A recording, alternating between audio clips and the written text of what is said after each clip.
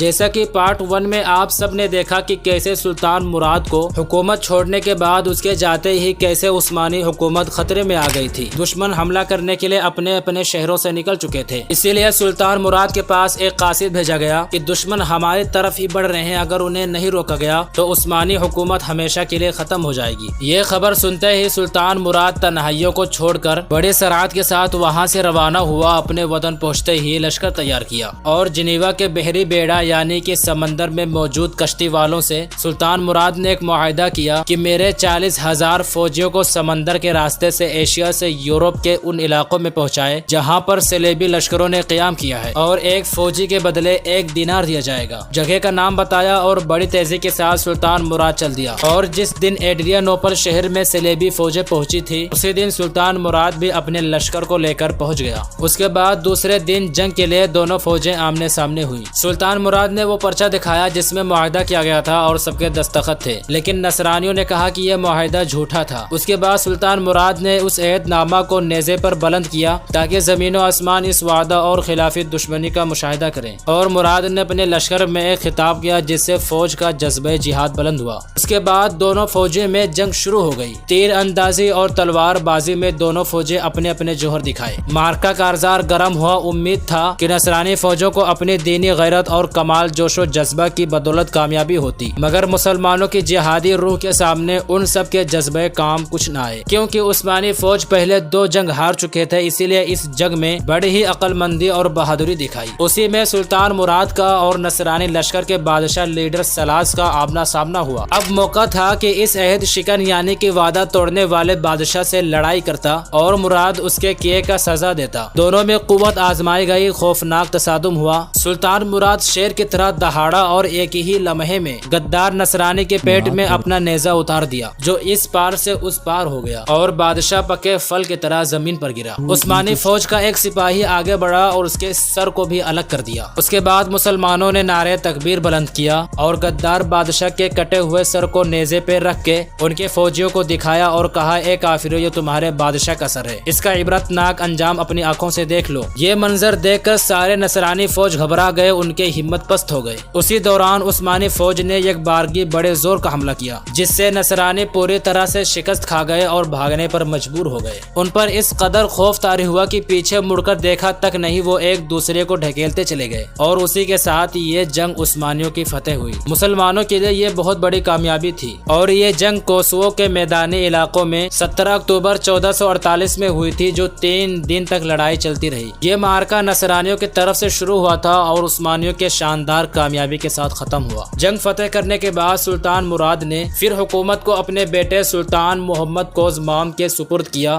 اور پھر سے حکومت کو چھوڑ کر تنہائی اختیار کیا اور میگنیشیا کی طرف چل دیا، کیونکہ حکومت میں اب ان کو دلچسپی نہیں تھی۔ تاریخ میں ایسے کئی بادشاہوں کا ذکر ہے جو دنیا سے ناتا توڑ کر تنہائی اختیار کی، ان میں سے کچھ واپس آئے اور کچھ ہمیشہ کے لیے چلے گئے، لیکن بتایا جاتا ہے کہ سلطان مراد پہلا انسان تھا جس نے 2 مرتبہ حکومت اور تخت و تاج کو چھوڑا۔ سلطان مراد کو دوبارہ بھی حکومت کو چھوڑے کچھ ہی عرصے ہوئے تھے کہ ایڈریانوپل شہر میں عثمانی لشکر کا وہ حصہ جسے ینگ چری کہتے تھے وہ اٹھ کھڑے ہوئے اور سلطنت عثمانیہ میں فساد برپا کر دیا۔ شہر کو لوٹنے لگے، شور گل مچایا۔ ان کا مطالبہ تھا کہ ان کی تنخواہیں یعنی کہ سیلری بڑھائی جائے۔ سلطان محمد کوزمام ابھی بچہ تھا، کسی بھی چیز کو ہینڈل یا مینج کرنے میں تجربہ نہیں تھا۔ ان کے ساتھ جو تجربہ کار تھے انہیں اندیشہ لاحق ہوا کہ کہیں معاملہ بگڑ نہ جائے، خطرہ اور نہ بڑھ جائے، اس لیے مراد کے پاس پھر سے آدمی بھیجا اور درخواست کی کہ وہ آئیں اور اس صورتحال کو سنبھالیں۔ اسی لیے سلطان مراد کو دوبارہ آنا پڑا۔ آتے ہی انہوں نے حالات کو سنبھال لیا۔ سلطان کے پہنچتے ہی ینگ چری فوج نے سرحد خم کر لیا، سارے فساد کو بند کر دیا۔ اس کے بعد مراد کو سمجھ آ گیا کہ محمد کوزمام چھوٹا ہے، حکومت نہیں کر سکتا، اسی لیے اپنے بیٹے کو اناتولیا بھیجا اور میگنیشیا کی حکومت اس کے حوالے کر دیا۔ اور اب سلطان مراد واپس نہیں گیا بلکہ خود ہی آخری دم تک حکومت کیا۔ سلطان کے بیٹے کو میگنیشیا جانے کے بعد حکومت کرنے کا کافی تجربہ ملا اور جنگ کی صلاحیت کے بہترین مالک ہو گئے۔ سلطان مراد کی حکومت میں سب کو آزادی سے رہنے اور ان کے دربار میں ہر انسان کو بولنے کی اجازت تھی۔ اور میں آپ کو بتا دوں کہ سلطان مراد حرمین شریفین اور بیت المقدس کے باسیوں کے لیے اپنی ذاتی دولت سے 3,500 دینار بھیجتے تھے اور صوفیہ مشائخ و علماء کے معاملے پر خصوصی توجہ دیتے۔ امن و امان کی صورتحال کو بہتر بنایا، ملک میں شرعی اور دینی احکام کو لاگو کیے اور کافروں عورتوں کے سروں کو جھکانے پر مجبور کیا، بے دینوں کو ذلیل و رسوا کیا۔ یوسف آصاف ان کے بارے میں لکھتے ہیں کہ وہ متقی، نیک، بہادر، بھلائی کے شائخ اور رحمت و احسان کے طرف بے حد میلان رکھنے والے تھے۔ مسجد و مدارس بنوائے اور غریب و مسکین کے رہنے اور ان کے کھانے پینے کا انتظام کر رکھا تھا۔ اور ایک وقت بھی آ جاتا ہے کہ کسی مرض میں مبتلا ہو کر ایڈریانوپل کے محل میں 47 سال کی عمر میں سلطان مراد کی موت ہو جاتی ہے، اور اس کے بعد سلطان محمد ثانی یعنی کہ سلطان محمد کوزمام کو سلطنت عثمانیہ کا سلطان بنایا گیا، جو اب حکومت کے بہترین مالک بن چکے تھے۔ آنے والے ایپیسوڈ میں سلطان مراد کے بیٹے سلطان محمد ثانی کے بارے میں بتایا جائے گا۔